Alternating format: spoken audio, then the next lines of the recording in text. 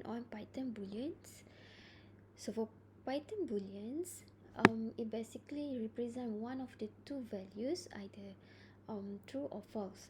So in programming, we need to know if expression is true or false. So we can evaluate the expression or any expression in Python and get one of two answers, true or false.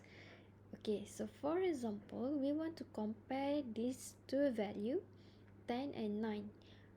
So we want to check whether 10 is more than 9, and then 10 is equals to 9, and 10 is less than 9. So we want to know whether it is true or false.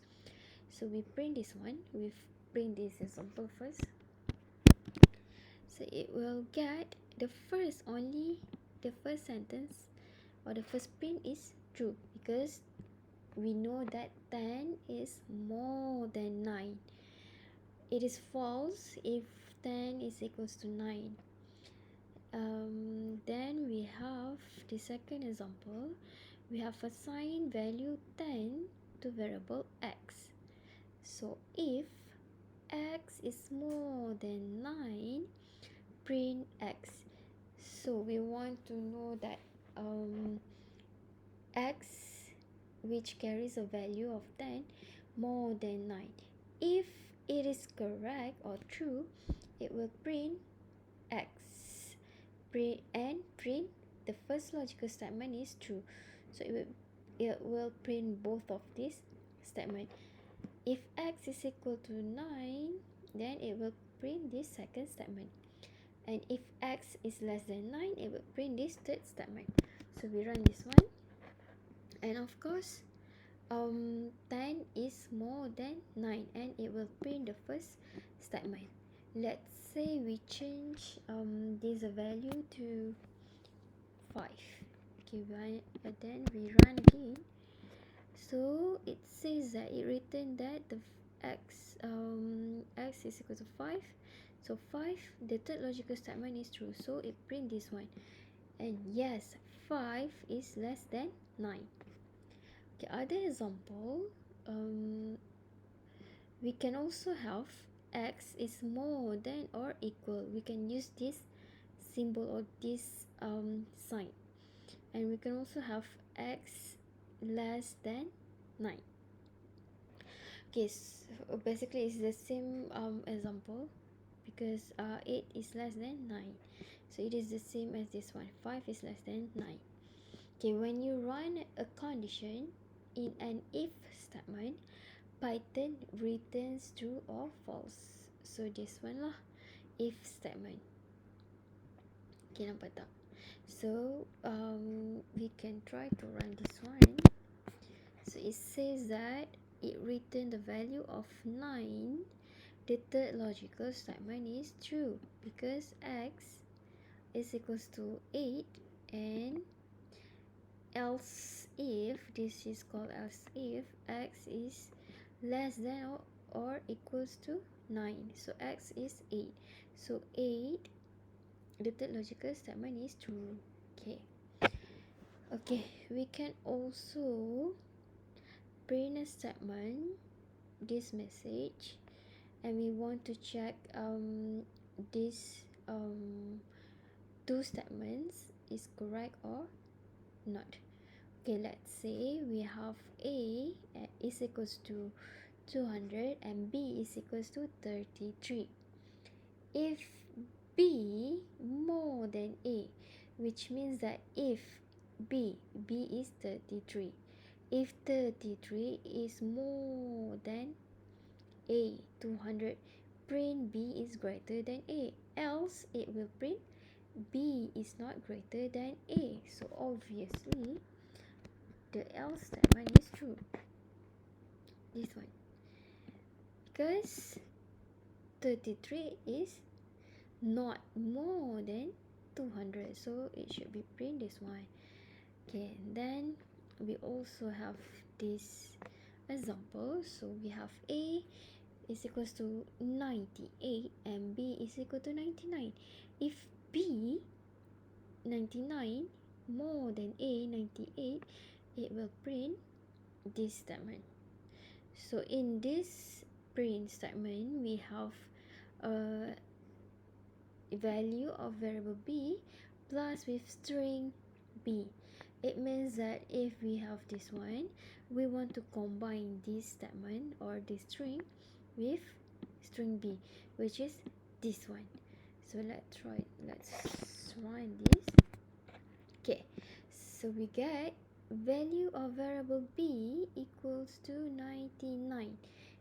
So this value is this one, is greater than variable a 98. So this value is 98. Okay, so we can also evaluate values and variable. The bool function allows you to evaluate any value and give you true or false in return. So we can evaluate any value. So in this example, we want to evaluate a string and a number. So we have string, we have hello string, and we also have a number, which is 15. So we run this one. So it will give true and also true. Both of these are true. Basically, most values are true. If you look at this statement, almost any value is evaluated to true if it has some sort of content. Any string is true except empty strings. And remember that any number is true except 0. Do remember these two statements. Any string is true except empty strings, and any number is true except 0. Any list, tuple, set, and dictionary are true except empty ones. Okay, so this is the example for this statement. This one. This. Okay, so this says this is that it says that any string is true except empty string. So we have here hello string. So both of these written true. And we can also have this type of statements. So we run this one. So it will give false because, so in this example we have c is equal to k and then print bool c. So this value will return true because it contains a value or a content in it. In this example we have 4 more than 15, so of course it will return false if this one is only 4. So we run it will return true because any string is true, any number is true except empty string and except 0. Okay, let's say let's look at this example. So we have x is equals to hello, string hello, and y is equals to 15. So we can print like this. Both of these also written true, and this one also true because it has number. Any number is true and any string is true. Okay, so let's look at this example. So in this example, for value x, it is empty string and value y is 0. So what is the answer for this one, this sample or this example? So what answer it should return? So we run this one or execute. So both of these statements of variable will return value false and false because this one, any string is true and any number is true except 0 and empty string, because we have here we have empty strings and this is 0, and of course it will return false. Okay, other example here we have strings, we have number, and we have a list. All of this will return true. Okay, and then some values are false.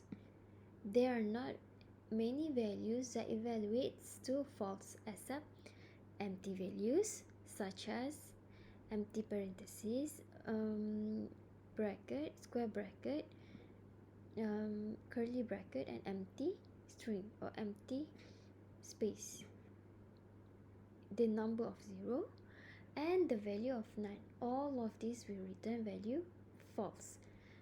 And then these are the examples that will return value false. And the value of false also evaluate as false. Okay, so I try to run this example and it should return false value for each of this example. Okay, so look at this, it all written as false. Okay, and then one more value or object in this case evaluate to false, and that is if you have an object that is made from a class of a len function that returns 0 or false. Example, okay, I run this one, it will return false. This is another example that will return false if we have an object that is made from a class of len. If you look at this, we have len function, then it return 0, so it will return false. Okay, and then this example we will skip this example because we will learn this later in next chapter or next exercise, so we skip to this one. Okay, and then functions can return a boolean, so we can create a function that return a boolean value. For example, we try to print this answer. Okay, so we have that function of Kira, then we have x, so y is equals to 1 plus x. Y, we will learn what is def, we will learn what is function later. So def Kira x, y is equal to 1 plus x, return y. Okay, and then answer is equals to Kira, this class, and we have the value or argument of 5. So this argument, it will pass this value to the class function. It's okay if you don't understand yet what is class and then what is object. It's okay because we will learn this later in next topic. Okay, so the value of 5, this argument, it will pass into Kira punya class. So print answer, it will give or return 6 because this value of 5, it is dia akan accept x ni, dia akan accept 5. So x here, variable x is equals to 5, so y is equal to 1 plus 5, return y. So y, 1 plus 5, return y, it becomes 6. Okay, and then we can also print a function and then it will return true or return false. Okay, if x is equals to my function 1, print x. So if we have this class, my function 1, we have this function 1 and function 2. For function 1, it will return true. For function 2, it will return false. So we have here x is equals to my function 1, print x. So x should be print as true. If we print my function 2, it will return false. You can execute code based on the boolean answer of a function. So here we have the example of we want to print yes if the answer we want to print yes if the function returns true, otherwise print no. The functions, okay, so these are the example. So I have copied this into this cell. So we try to run this one. Okay, we have a function, my function return true if my function return yes, else print no. So it will print yes.